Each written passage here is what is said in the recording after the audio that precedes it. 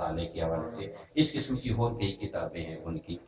تو عبدالرحمن جامی رحمۃ اللہ علیہ ارشاد فرماتے ہیں، ایک بات علمی میں طور پر آپ کو ان کی بتا دیتا ہوں، آپ نے بڑی بڑی کتابیں لکھی ہیں، اور شیخ ابن عربی رحمہ اللہ جو ایک وقت کے بہت بڑے شیخ گزرے ہیں، اور حضرت خواجہ شیخ عبد القادر جیلانی رحمۃ اللہ تعالی علیہ کے منہ بولے بیٹے بھی ہیں اور عطائی بیٹے بھی ہیں، کہ آپ کبھی کسی موقع پر ان کو بھی انشاءاللہ ہم ڈسکس کریں گے، شیخ ابن عربی کو۔ تو اس وقت ان کی شرح میں ان کی کتاب جو فصوص الحکم ہے، اس فصوص الحکم کے اندر جو ہے انہوں نے جو آپ کی اور بھی بہت ساری کتابیں شیخ ابن عربی کی، لیکن انہوں نے 13 سال میں یہ کتاب پوری کی، یعنی شیخ ابن عربی نے، محی الدین ابن عربی نے 13 سال میں یہ کتاب مکمل کی ہے، لکھ کے جہاں جاتے بس ساتھ لکھتے چلے جاتے، 13 سال کے اندر مکمل کی۔ تو اس کی ایک فصل کے اندر یہ شرح لکھتے ہوئے مولانا عبدالرحمن جامی فرماتے ہیں کہ اللہ تعالیٰ نے اپنے حبیب کا نام محمد کیوں رکھا؟ وہ بیان فرماتے ہیں کہ حروف کی دو قسمیں ہیں۔ There are two kinds of alphabets of Arabic۔ عربی کے الفابیٹس جو ہیں ان کی 2 kinds ہیں، ایک جو ہیں ان کو کہتے ہیں متصل، ملے ہوئے، اور ایک ہے منفصل، جدا، یعنی جو دوسرے کے ساتھ مل نہیں سکتا، ان کے ساتھ کوئی مل سکتا ہے لیکن یہ دوسرے کے ساتھ نہیں مل سکتا۔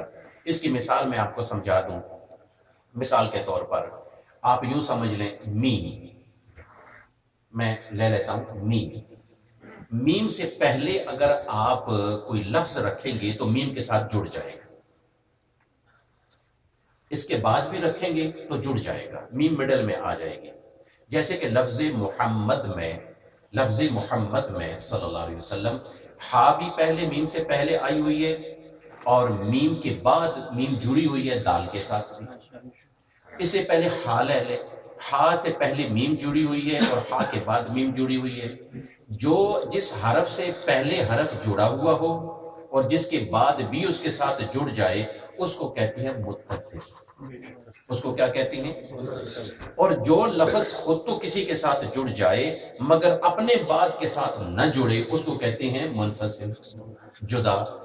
اب اللہ تعالیٰ نے یہ فرماتے ہیں کہ اللہ تعالیٰ نے جو 2 حروف کی کائنز بنائی ہیں، متصل اور منفصل، دونوں اللہ نے لفظ محمد میں رکھ دی ہیں، دونوں محمد میں رکھ دی۔ وہ کیسے؟ وہ فرماتے ہیں کہ میم متصل، میم بھی ملانے والی، ہا بھی ملانے والی، دوسری میم پھر ملانے والی، اور دال جدائی والی۔ دال سے پہلے دال کے ساتھ تو مل سکتا ہے کوئی نہ کوئی، لیکن دال کسی کے ساتھ نہیں مل سکتی۔ جب دال آپ لگائیں گے، دال کے آگے کوئی چیز لگائیں گے تو دال ختم ہو جائے گی۔ دال جو ہے یہ منفصل ہے، جدا ہے۔ وہ کہتے ہیں کہ کیوں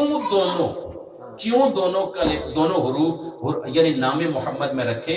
فرمایا اس لیے کہ یہ اللہ کے ساتھ متصل بھی ہیں اور مخلوق کو واصل کرنے والے ہیں، اور منفصل یہ ہیں کہ مخلوق سے جدا بھی، مخلوق سے جدا بھی ہیں۔ بڑی پیاری بات ارشاد فرماتے ہیں، وہ فرماتے ہیں سمیہ محمد صلی اللہ علیہ وآلہ وسلم بحروف الاتصال والانفصال۔ وہ فرماتے ہیں کہ لفظ محمد کو اللہ تعالیٰ نے دونوں حروف کے اجماع کے ساتھ رکھا۔ جو اتصال ہے وہ دال، یہ متصل ملانے والے جو حروف ہیں یہ ملانے کے حوالے سے ہیں، یعنی یہ فوصلہ ای دل علی وصولہ بہ ای بالحق سبحانہ وتعالی۔ وہ فرماتے ہیں کہ یہ وصال کرنے والے وہ ہیں کہ جو لوگ اس نام کے ساتھ جڑتے ہیں یا اس نام کو اپنی دعاؤں میں جوڑتے ہیں، یہ نام اور یہ ذات ایسی ہے جو اس بکھرے ہوئے انسان کو خدا سے ملا دیتا ہے، متصل کر دیتا ہے۔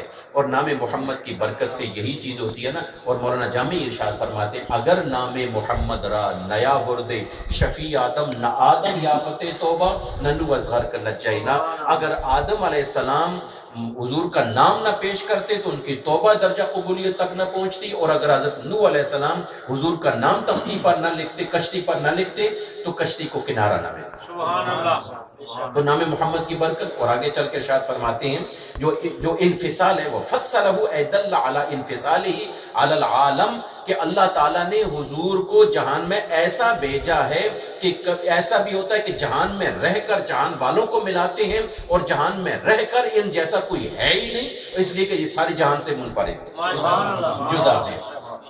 یعنی اس انداز میں پھر آگے چل کے وہ ارشاد فرماتے ہیں، بڑی پیاری بات جو آپ نے ارشاد فرمائی، وہ فرمایا کہ اے لمحمد صلی اللہ علیہ وسلم بین الحالتین الاتصال بالحق والانفصال عن العالم، کہ حضور مخلوق میں رہ کر متصل بھی ہیں اور مخلوق میں رہ کر ان سے کٹے ہوئے بھی ہیں۔ لی مع اللہ وقت، کہ میرا خدا کے ساتھ ایک وقت ہے، نہ کوئی نبی ہے، نہ کوئی فرشتہ ہے، نہ کوئی رسول ہے، میں ہوتا ہوں، میرا خدا ہوتا ہے، مخلوق کوئی نہیں ہوتی۔ اور اسی وقت کے بارے میں سیدہ عائشہ صدیقہ رضی اللہ تعالی عنہا فرماتی ہیں، مجھے پتہ نہیں تھا کہ حضور کی بارگاہ میں ایک ایسا وقت آ گیا ہے، تو وہ پوچھتی ہیں کہ یا رسول اللہ کوئی بات کی؟ تو آپ نے فرمایا کون؟